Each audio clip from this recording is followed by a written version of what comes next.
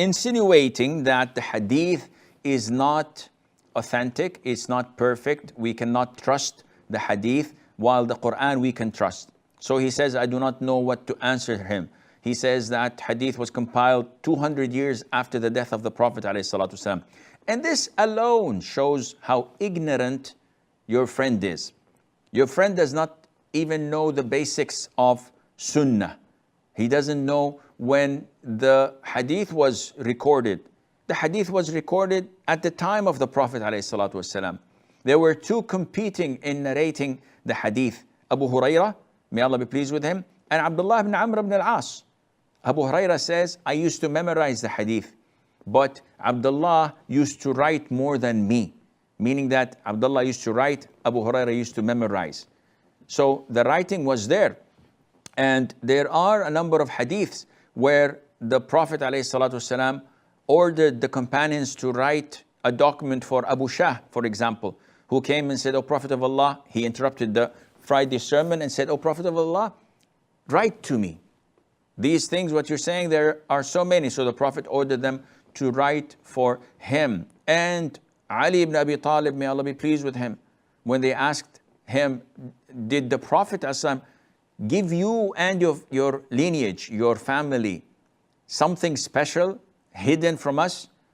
So he took a piece of paper from his holster and said, nothing except what is found in this piece of paper, and in it some instructions of the blood money, of the inheritance, and some hadiths written.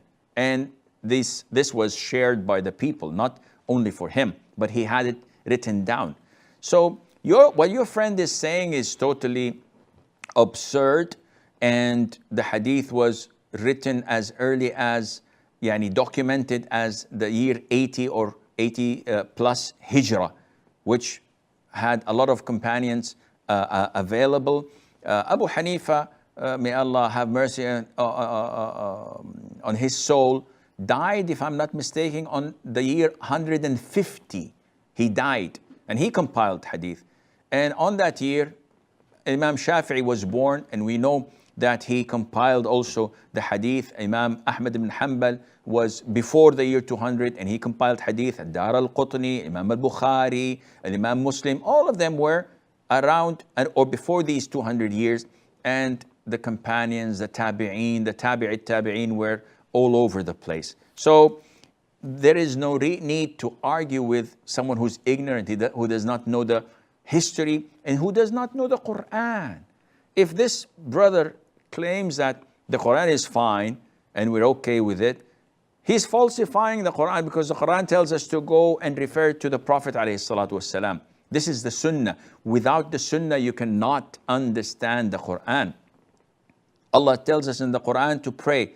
Does He tell us to pray in the Fajr, Dhuhr, Asr, Maghrib and Isha, specifically or generally? Does He tell us that Fajr is 2 rak'ahs, Maghrib is 3, and the rest are 4? No.